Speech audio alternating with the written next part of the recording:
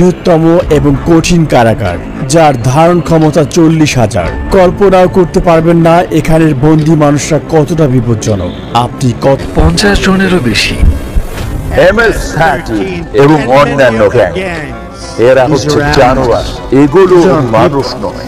Sociopath এই মুখী হব। সি কটের স্বাগতম। এল সালভাদরে নির্মিত পৃথিবীর বৃহত্তম কারাগার, যা নির্মিত হয়েছে পৃথিবীর সবচেয়ে গুরুতর অপরাধীদের বন্দী করতে। যারা এখানে প্রবেশ করে তারা জীবদ্দশায় আর বের হতে পারে না। সর্ববৃহৎ কারাগারের প্রয়োজন এই গ্যাংগুলোর জন্য। গ্রেফতার করা এই গ্যাংগুলো 2022-এর মার্চ থেকে নাটকীয় অভিযানের মুখোমুখি হয়। প্রেসিডেন্ট নাইব বুকেলের প্রশাসনের অধীনে মারা হয়, যা দেশের প্রাপ্তবয়স্ক জনসংখ্যার প্রায় 2%। শিকড়ে বাঁধা হাজার হাজার গ্যাং সদস্যকে রাতের আধারে কড়া নিরাপত্তার বলয়ে বাসে করে সিকটে নেওয়া হলো। মাথা নিচু করে একজনের পিছনে অন্যজন বসায় তাদেরকে একটি জটলার মতো দেখাচ্ছিল। চারপাশে অস্ত্রধারী পাহারাদার থাকায় কেউ আদেশ অমান্য করার অস্বস্তিকর হোক না কেন, আমি তাকে তার করা সবচেয়ে ভয়ঙ্কর অপরাধগুলো নিয়ে প্রশ্ন করব। তো এই বিশাল কারাগারটি 8টি পৃথক মজুল নিয়ে গঠিত, যা 410 একর জমির উপর অবস্থিত। প্রতি জোড়া মজুল 2টি পৃথক 3 মিটার দিয়ে পুরো জায়গাটি ঘেরা, যার উপরে রয়েছে 3 মিটার উঁচু বৈদ্যুতিক তার, যেখানে 15-19টি ওয়াচ টাওয়ারের মাধ্যমে কোনো কিছু নজর এড়ায় না। এই সম্পূর্ণ ব্যবস্থা শুধু পালানোর রাস্তাকে বন্ধ করে না, বরং পালানোর চিন্তাকে সৈন্যরা আমাদের থামিয়েছে। আশা করি এটাই আমাদের সর্বশেষ সমস্ত যোগাযোগ বিচ্ছিন্ন করেছে। এই এলাকাটি নিরাপত্তা দিতে 600-এরও বেশি সৈনিক এখানে কাজ করছে। পত্র এখানে রেখে যাব, কেবল ক্যামেরা এবং মাইক্রোফোন নিয়ে ভিতরে প্রবেশ করব। আস্তে আস্তে এগিয়ে যান। আমি বিয়ের আংটি রাখতে ভুলে গিয়েছি। আচ্ছা, সেটা ওখানে রাখতে হবে। এই উচ্চ ক্ষমতা সম্পন্ন এক্স-রে স্ক্যানারটিতে ব্যবহার করা হয় এটা নিশ্চিত করতে যে কেউ নিষিদ্ধ কোনো বস্তু বহন করেছে কিনা। তারা জিনিসগুলো গিলে ফেলত অথবা মাইক্রোচিপ, এবং শুধু এগুলোই নয়, এমনকি ফোনের চার্জারও। আরো একবার পুরো শরীর তল্লাশি করা হলো, এমনকি তারা মোজার ভেতরেও তল্লাশি করলো। সিকিউরিটি চেক পার করতে আমাদের 1 ঘন্টা সময় পড়ে, কারণ তারা এখানে খুবই ঝুঁকিপূর্ণ কাজ করছে। আর যদি তাদেরকে চিনে ফেলে তাহলে শহরে ভ্রমণ করা ঝুঁকিপূর্ণ হয়ে। আপনি কেন মাস্ক পরছেন না? আমাকে তাদের সাথে চোখে চোখ রেখে মুখোমুখি কথা বলতে হয়। তারা ইতিমধ্যেই জানে আমি কে। পরে তাদের আইডি থাকে না এবং তারা নাম বলে না। এ কারণে তাদের ফিঙ্গারপ্রিন্ট এবং ছবি তুলে সিস্টেমে নিবন্ধন করা হয়। ওদের সাথে সকল যোগাযোগ বিচ্ছিন্ন হয়ে যায়, কারণ পরিবার পরিদর্শন একেবারে নিষিদ্ধ। এটাও জানা গুরুত্বপূর্ণ যে বড় অভিযান পরিচালনার সময় ইতির কারণে তাদের পরিবার জানেও না তারা কোথায় আছে বা আদৌ বেঁচে আছে কিনা। কারো কারোর জন্য এই ডকুমেন্টারি হতে পারে। আমরা এখানে অস্ত্রাগারটি পরিদর্শন করি। যে কোনো বিদ্রোহের জন্য এটি খুবই গুরুত্বপূর্ণ, কারণ তারা পৃথিবীর সবচেয়ে বিপজ্জনক, যা M16 রাইফেলের মতো। আমাদের কাছে আরো একটি অস্ত্র আছে, যা হলো 12 সংকীর্ণ স্থানে আমাদের চলাফেরা সহজ করে। যখন অপরাধীদের বন্দী করে বাসে নিয়ে যাওয়া হয় তাদের জানানো হয়। কখনো এখানে কি বিদ্রোহ হয়েছে? এখন পর্যন্ত কোনো পালানোর চেষ্টা হয়নি। এখানে আমরা অপরাধী head protection, face shield, neck protection, anti trauma vest, leg protector, shin guard এবং সর্বোপরি অস্ত্র তৈরি করে, যেমন সুচ, ছুরি। তারা সম্পূর্ণ সুরক্ষিত। দেখতে পাচ্ছেন কিভাবে তা আছে। আমরা এখন মজুল এলাকায় প্রবেশ করছি। দেশকে নিরাপদে রাখতে কল্পনা করি যে কোনো বন্দী এখান থেকে বেরিয়ে এলো। এই সমস্ত পাথরগুলো ইচ্ছে করেই এখানে রাখাটা অ্যালার্ম সিস্টেমের মতো কাজ করবে, যা শব্দ তৈরি করবে এবং চুপচাপ হাঁটতে পারবে না। তারা কি পালানোর চেষ্টা করেছে? না, তারা কি হবে। বাইরের হস্তক্ষেপ রোধ করতে সিকট তার নিজস্ব অবকাঠামো নিয়ে একটি বিচ্ছিন্ন এলাকায় নির্মিত হয়েছে, যার মধ্যে পানি সরবরাহ বন্ধ হলে সিস্টার্ন এবং পাওয়ার প্ল্যান্টগুলো 1 সপ্তাহ পর্যন্ত কার্যক্রম চালু রাখতে সক্ষম। এটা খুবই ঝুঁকিপূর্ণ। আমরা একটি মজুলে এখন প্রবেশ করব। আপনারা পাশাপাশি তৃতীয় এবং চতুর্থ মজুল আর কয়েক পা আগালেই আমরা 2500-রও বেশি অপরাধী দেখতে পাবো।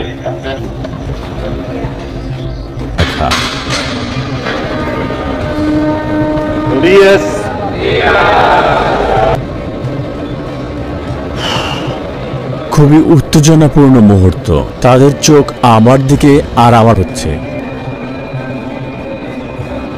তারা সংখ্যায় অনেক বেশি।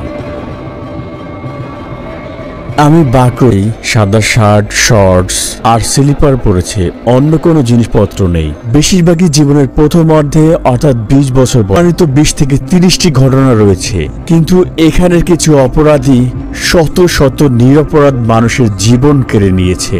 আমি সেগুলোর উত্তর দিতে পারি। আর তারা যদি আমার সাথে কথা বলতে চায় তাহলে আপনি কি করবেন? আমি তাদের এটি করতে দেব না। তারা জানে কোন গ্রুপ নেতার সাক্ষাৎকার নিব এটা জানতে প্রচন্ড আগ্রহী। আমাদের জন্য এই হলুদ লারা পৃথিবীর সবচেয়ে বিপজ্জনক মানুষ। আমাদের মাঝে যদি রেলিং না থাকতো, সবাই জানে এখন কি ঘটতে পারত। মেঘা প্রায় 80 জন বন্দী থাকে, তবে এই সংখ্যা 150 পর্যন্ত পৌঁছাতে পারে। সম্পূর্ণ ধারণ ক্ষমতা পূর্ণ না হচ্ছে। এখানে নেই পর্যাপ্ত আলো বাতাসের ব্যবস্থা, নেই আইনে হাঁটার অনুমতি। এখানে থাকা প্রতিটি অপরাধীকে জীবনও ভাবতে পারবেন না। এই সমস্ত বন্দীরা কখনোই বের হতে পারবে না। তারা কখনোই সূর্যের আলো দেখতে পাবে না। একমাত্র এখানে আমাদের মতো মিডিয়াদের কখনোই এই বিল্ডিং থেকে বের হতে পারবে না। আপনি যদি তাদের চেহারার দিকে তাকান, তাদের আত্মায় শূন্যতা দেখ, তাদের জীবন পুরো একঘেয়েমি। এই খোলা জায়গাটি তাদের টয়লেটের জন্য। আসলে খুবই লজ্জাজনক। এর মাধ্যমে এই পুরো বন্দীদের আত্মবিশ্বাস আসলে ভেঙে যায়। এই একই জায়গায় যেখানে তারা এবং একটি শেয়ার করা বেসিন ব্যবহার করে। এখানে কোনো পানির প্রবাহ নেই। এই বন্দীরা পানি পান করার জন্য ব্যাংকে কোনো বালিশ কিংবা কোনো গদি নেই। এখানে প্রতিটা বন্দী শুধুমাত্র প্রয়োজনীয় জিনিস পায়, একটি সাদা চাদর, একটি ইউনিফর্ম। এখানে সারাদিন 4 স্তরের বেডে কাটায়। তারা এখানে গোডাউনে রাখা জিনিসপত্র মতোই খুব জড়ো হয়ে থাকে। স্বাস্থ্য এছাড়াও লম্বা চুল বা দাড়িতে তারা ধারালো বস্তু লুকিয়ে রাখতে পারে। একবার দেখা যাক।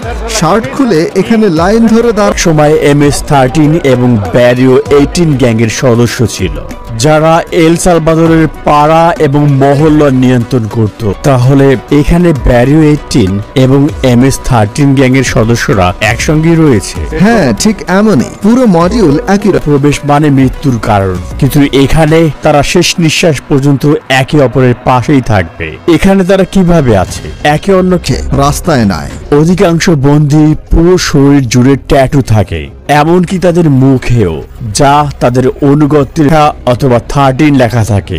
অন্য গ্যাংয়ের সদস্যরা 18 বা 666 এরকম চিহ্ন ব্যবহার করে, যার যোগফল। কারো মুখে গ্যাংয়ের ট্যাটু থাকলে তা স্পষ্ট নির্দেশ করে যে সে সংগঠনের সবচেয়ে নির্দয় এবং নেতৃস্থানীয় সদস্য রাখার সমান। মাকড়সা জালের ট্যাটুর অর্থ হচ্ছে আইন ব্যবস্থার জালে আটকে পড়া। ডেভিল হর্নস ট্যাটু একটি অন্ধকারের প্রতীক, যা নির্দেশ করে যে এই ব্যক্তিরা হচ্ছে শয়তানের পূজারী। এয়ারড্রপ ট্যাটু নির্দেশ করে যে সেই ব্যক্তি কোনো মানুষের জীবন নাশ করেছে। চোখের ফোঁটার সংখ্যা বোঝায় কতগুলো জীবন তারা কেড়ে, মানে এই ট্যাটুর মালিক এতগুলো জীবন কেড়ে নিয়েছে যার হিসেব নেই। লাভ নাও ক্রাই লেটার। এই মাস্ক আর পরিণতি পরে ভুগবে। এখানের সমস্ত মানুষ কি সত্যি খারাপ? এরা একদম অন্য লেভেলের high profile criminal. Tattoo area রয়েছে। নিরাপত্তা কর্মীরা উঁচু জায়গা থেকে নিয়মিত বন্দীদের উপর নজর রাখছে। এখানে সন্দেহজনক কিছু ঘটবে, তারা 24 ঘন্টা এই এলাকায় নজরদারি রাখে, যাতে কোনো কিছু নজর না এড়ায়। নজরদারির জন্য মডিউলগুলো দিনদারির মধ্যে থাকে। আমার মনে হয় এটি অন্যতম কঠিন একটি ব্যাপার। আর তারা যখন ঘুমাতে যায় তখন টাওয়াল ব্যবহার করে চোখে বাইবেল থেকে কিছু গুরুত্বপূর্ণ পাঠ শেখাচ্ছে। এখানে তাদের শারীরিক ব্যায়াম হচ্ছে, আর ওখানে তাদের ট্রেইনার। বন্ধুগ্রুমগুলো প্রতি সপ্তাহে মোট 1 ঘন্টা চলে। এক সময় তারা রাস্তা নিয়ন্ত্রণ করত, কিন্তু এখন তারা ইচ্ছে মতো যেতে পারে না। বন্দীরা যখন এইসব অ্যাক্টিভিটিতে সেলের বাইরে থাকে তখন কি কোনো বিশৃঙ্খল ঘটনা ঘটেছে?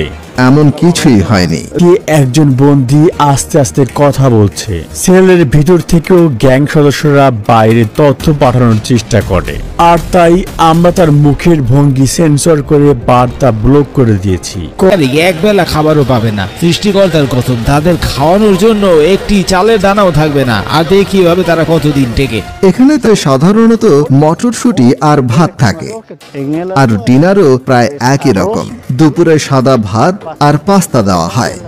একমাত্র পুষ্টিকর খাবার তালিকায় নেই। এটা দুপুরের খাবার। আজ ভাত, পাস্তা আর 2টা টর্টিলা দেওয়া হয়েছে। হ্যাঁ, সব সময় একই থাকে। ফ্রেশমেন্ট। এটা মিষ্টি পানীয়। আমি নিজে হাত দিয়ে এগুলো খেতে হয় এবং প্লেটগুলোকে ভালোভাবে পরিষ্কার করতে হয়। পর্যাপ্ত প্রোটিনের অভাবে অনেক অপরাধীরাকে একটি জায়গা দেখাতে চায়, যা অন্যতম কঠিন একটি জায়গা। আমরা এখন আছি আইসোলেশন সেলের এলাকায়। আইন অনুযায়ী আমি তাদের 15 দিনের জন্য সেলে বন্ধ রাখতে পারি। সেল এই গ্রিডের মাধ্যমে আমি তাদের দেখতে পারি এবং জানতেও পারি ভেতরে কে আছে। এই জায়গাটাতেই তাদেরকে আমরা হাত করা পরাই। আইসোলেট হয়, সে কখনোই জানবে না সময় সম্পর্কে বা কতদিন তাকে এখানে থাকতে হবে। কয়েকদিন বা কয়েক সপ্তাহ পর্যন্ত থেকে এটার ভিতরে তাদের পানি সরবরাহ করা হয়, আর তারা ঠিক এখানে প্রস্রাব করে। পানি খাওয়ার বেসিন এবং টয়লেট পাশাপাশি অবস্থিত। এই টয়লেটের দেখে মনে হচ্ছে মাত্র আলোর উৎস হচ্ছে এই ছোট্ট ছিদ্র, যা দিয়ে খুবই সামান্য পরিমাণ সূর্যের আলো আসে। এবং আপনার মতে এই আইসোলেশন রুমের সবচেয়ে কঠিন বিষয় কোনটি? ভিতরে আপনি নিজের হাতও দেখতে পারবেন না, তাই যখন কাউকে বই অথবা কিছু একটা যাতে তার মন শান্ত থাকে। কিন্তু এখানে তাদের সেরকম কিছুই নেই। যতই কঠিন অপরাধী হোক না কেন, যারা একসময় সৃষ্টিকর্তার মতো নির্ধারণ করত কে বাঁচবে আর কে মরবে, তারা ক্ষমা চাইতে পারে, আর সৃষ্টিকর্তা তাদের সর্বনিম্ন প্রাপ্য।